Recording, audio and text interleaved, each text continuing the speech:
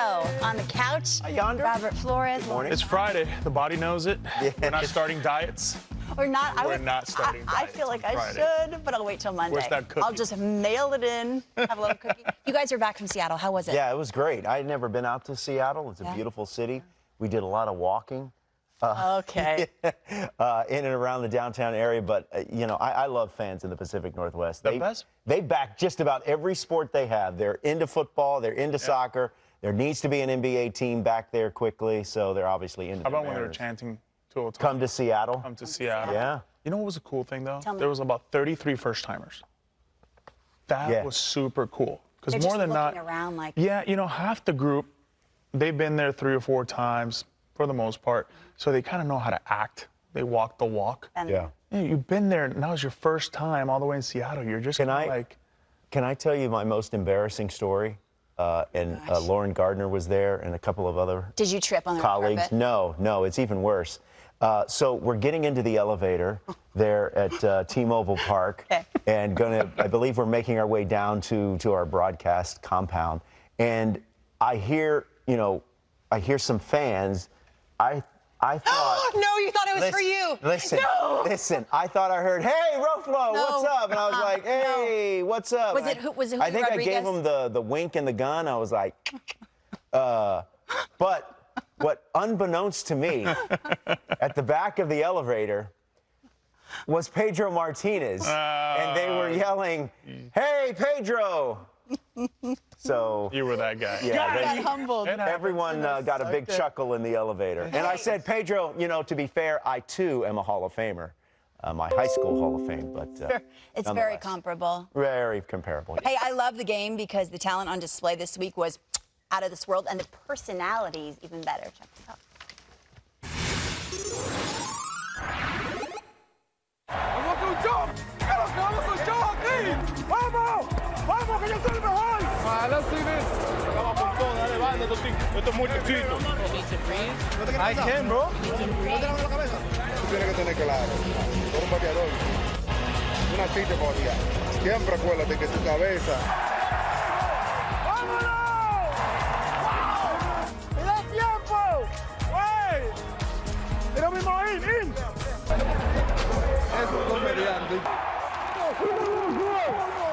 You were born to hit from Big Papi. Yeah, that was a lot of fun. And the pressure from all your peers just watching you and waiting. How about Julio, though? Yeah, I mean, he set was. that stadium on fire. It was incredible. Yeah. That first round, breaking the record for most home runs in a derby. Yeah. And then Guerrero, you know, it felt like Guerrero went there, and it was like on a mission. And he was everywhere that On a week. mission. I mean, he was like the de facto ambassador. be. Yeah. As he should be. And the So- access was crazy. Players mic'd up every time. You and I talk was about this great. all the time. Every time the ground ball to them, I'm like, please I know. Please don't hit it to him. Please don't make an error while Hey, you're mic'd wake it up, America, because America's pastime is back, and the Dodgers begin on the East Coast. I feel like LA only plays home games, so this is proof that that is not the case. In a virtual tie with the Diamondbacks atop the NL West, a division they've won 9 of the last 10 years. Think about that. Saw a video of Walker Buehler pitching. I don't know how far away he is. They added a little in the offseason, but perhaps August 1st they will add a little bit more. Depending on where they are in the standings, they will surely be near the top. Anybody for sale. The Tampa Bay Rays started the season on fire. They went into the All-Star game limping, to say the least. Losers of 7 in a row. They begin their post-All-Star schedule tonight against the Kansas City Royals in Kansas City. Tyler Glasnow will get the start for the Tampa Bay Rays, who have just a 2-game lead over the Baltimore Orioles as we begin play tonight. The Blue Jays are in the mix, and obviously the Red Sox and the New York Yankees. Every team above 500 in that American League East. Under's taking the division apart. If it was up to me, you know what I would do. I would get all 8 teams and say, all right, whoever has the best record gets into the postseason. Well, think about it. How many times did you finish your season 10 games over 500? Postseason? No, thank you. Well, I was on some Level of concern about the Rays, as considering how I'm not concerned. I think they're going to be just fine. They'll figure it out in the second half. I know they kind of got off the All-Star, not so hot right there, but 7 of last 8. Look, when you have Glass now, I know he's 0-2, but he's got like a 2 ERA starting off the second half. I'm not too worried about it. It's 97. Roflo, 98 coming at you. I think they got the pitching. I think they're going to go get another arm. They might go get another bat.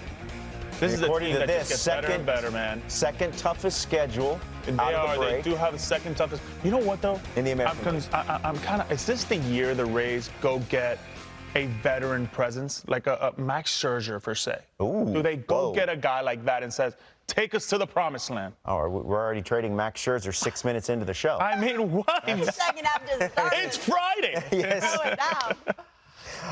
The Astros are certainly in need of some starting pitching. Oh, They're in need of a bat. They're in need of a bullpen.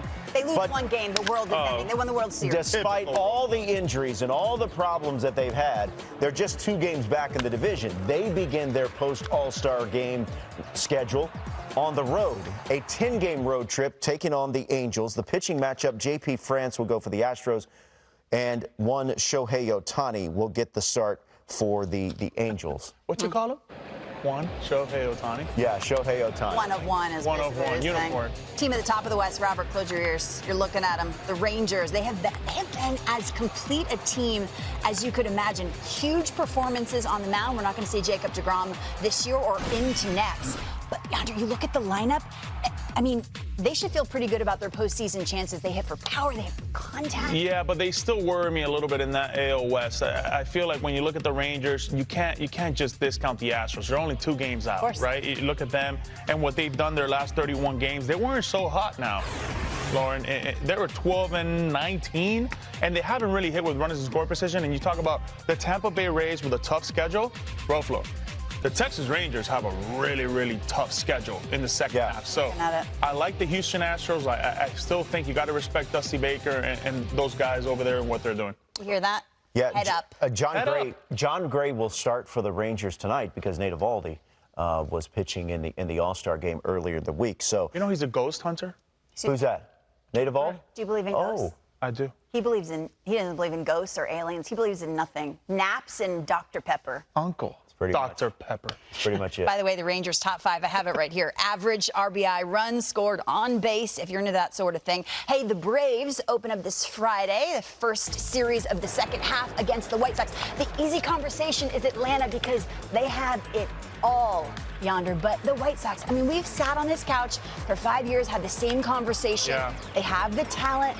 It's not translated. Why? Honestly, I just look at the White Sox right now, and they have to start all over again. I mean, I'm trading Lance Lynn, Giolito, Graveman, Cease? Tim Beckham. I think Cease is your pillar. You lean on him and you lean on Roberts. But I think if you're Pedro Grifol and that front office, you start all over again. Meantime, the Reds and Brewers are doing it again. They finished the first half of the season with a series against one another, and they will begin another series right out of the All-Star game against one another as well. You see the Reds, they have a 1-game lead going into this series. The Brewers took 2 of 3 from the Reds last weekend. If they can win 2 of 3 this weekend, the Brewers secure the tiebreaker over the Cincinnati Reds. The Reds have been one of the best stories going into the All-Star game. They are exciting. But do they have enough, Yonder, to keep this going? Do they have enough to get into the playoffs? Do they have enough to win the division? Can you imagine Ohtani in the Reds uniform? Are you serious? Just for a rental. Just for sake. So never happened. That's not going to happen. How cool would that be? It would be cool. It'd be cool. He'll probably hit 100 homers. That's some Reds fans in studio. They're going like this. They're all into it. No, I don't think it'll happen either. But how about the Cincinnati Reds and what they've done, obviously, with Ellie De La Cruz as soon as he got called up? I just feel like they just keep winning. And I think the second half, with that momentum shifter that they've had in this division, watch out, man. They're right on top of you. I will think they would add a couple pieces. Yeah. Milwaukee, their history shows they're much better in the second half. But they haven't had a Cincinnati Reds team like this in a long time. This is why I don't like, and you know this, the phrase ahead of schedule. You don't get to decide that. The baseball gods do. I got to ask you, they're 2 years ahead. Wouldn't you say coming into the season they're 1-2 years ahead? They are. But do you look at strength of schedule? No, I don't. You don't believe in that? I don't. You would know better than us. We've seen too many times. We've seen too many times where terrible teams at the end of the season find a way to win series and win important games against playoff contenders. By the way, Corbin Burns, Graham Ashcraft, that is the pitching matchup tonight in Cincinnati. Show your shirt. Oh, yeah, we got the Reds Where'd you get that shirt? I got it at intheclutch.com. Oh my gosh, on a tee. You can I put it on a tee. This guy. You can use the promo code ROFLOW for 20% off your Always order. trying to earn a buck, this guy. Speaking of the Reds, Sean Casey played many seasons in a Cincinnati Reds uniform. Well, now he's going to be donning Yankee pinstripes as their new hitting coach, stunning everyone from here at the network to people around baseball. Now, here is Sean Casey on being named the Yankees hitting coach earlier this week. There's not one moment where you don't think, man, I'd love to be in the pinstripes. Like the history, the storied franchise, all the players. I think it's a dream for any player in this industry. I'm not crazy enough to think that I'm going to come in and all of a sudden all 9 guys are going to start hitting because Sean Casey has arrived. Every guy's got to look at themselves and say, what do I need to do to get going? In this game, you're always one pitch away from getting hot. We're going to figure out a way to get these guys going as a unit, as a team. And we got a 70-some game sprint, and we're going to be ready for it. He is the rare breed of person who can connect with every single person in the room. I feel like too often we say, oh, this manager can manage a bullpen better than... This guy knows how to connect with everyone. No question will be silly. No favor will be too big. He's a perfect guy. Leaders lead from the front. He's done it, right? He's done it. And I think when you see that roster, when you see those hitters, there's a lot of those guys that have done it as well. Right, and there's nothing better, Lauren, than when you talk to your mother or your father, you're going through a problem, and they tell you, I've been there, I've done it. Yeah. Same thing for a hitting coach. Like if you go 0 for 4 and you're facing a tough guy, hey man, this dude, I've done it, I've been there. It's not fun to face a guy like that. So I think he's going to give a different air to these meetings, to these, just a different aura of everything that's happening. I mean, there's sometimes the best thing that can happen, and even trade or acquisitions, is a coach like Sean Casey. So just settle down. Everything's going to be fine with the Yankees and their offense. I think he's going to be the savior. Hey, and not a bad way to begin his Yankees hitting coach tenure with the stash. He says he's got the stash in honor of his favorite player, Don Mattingly. But also the Yankees begin tonight a series against the Colorado Rockies in Denver. That's a good sign. That's I don't know what I would do with a stash. Very few people can't do it. Very few people can pull it off. I'm going to be honest. JP Morosi can pull off a mustache. No, he can't. Very handsome. I was looking for a segue. JP Morosi, our insider, joins us here. A-block appearance for JP Morosi. JP, Shohei Ohtani, trade deadline less than 3 weeks away. What are the chances that he gets traded? Robert, Lauren, Yonder, what a story we have in front of us right now. Shohei Ohtani, 18 days away to the trade deadline.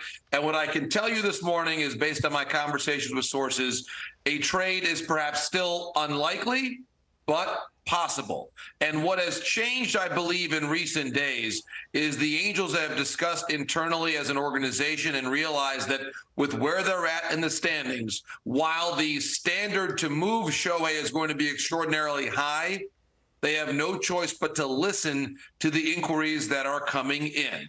And there are so many different things, Robert, for them to consider here. The legacy of the great Shohei Ohtani, their chances to sign him long term, the quality of the offers coming in. And again, we'll talk about this on probably every single episode of MLB Central between now and August the 1st. But what I can say to you is one of the more challenging parts here is there is no comparison. There is nothing the Angels can look to and say, well, the last time someone like Shohei Ohtani was traded, this was the return. As we all know, he is one of one.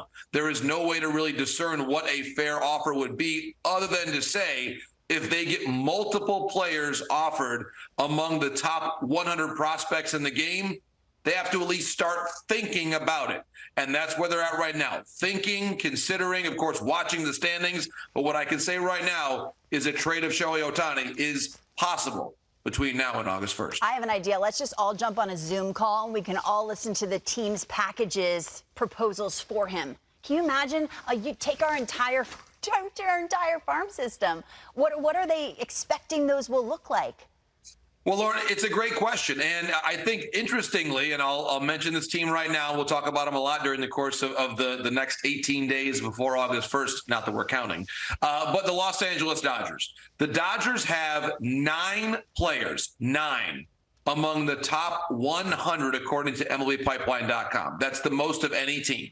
And we know that according to many projections, the widely expected team that's the favorite to sign Ohtani this winter is the Los Angeles Dodgers. So would they pay a premium right now to be able to get him for the balance of this season and then try to sign him long term? We know, of course, the regional rivalry. There are some people who would say, no way, no how would the Angels ever trade Ohtani to the guys on the couch Dodgers. are saying that, JP. Right. And yet, Lauren, when you think about this, if you believe that there's a chance that he signs there eventually, why not get the best package you can to improve yourself for the long term? There are so many different angles here, but Lauren, I really believe that the Angels right now are in a listening mode, and if they sink in the standings and the offers rise to a certain level, they may act by August 1st. Wow, imagine that. Imagine he walks into your clubhouse. You're sitting in your seat. Here's a dozen baseballs, a bat, and a jersey. Yeah. I need you to sign. I need you to sign all of them. All of them. Hey, what about St. Louis, JP? We've been waiting for big things